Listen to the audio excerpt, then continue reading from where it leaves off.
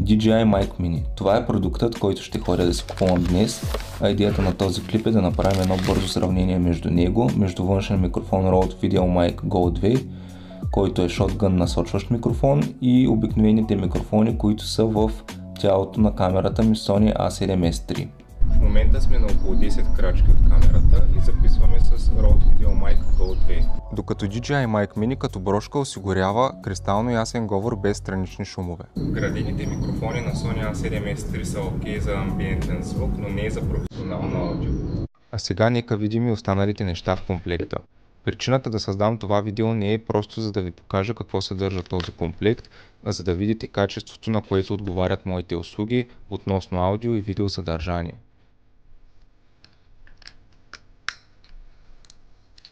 И последното нещо, което показвам, е как да свържете устройството с смартфон, за да го настроите по ваш вкус.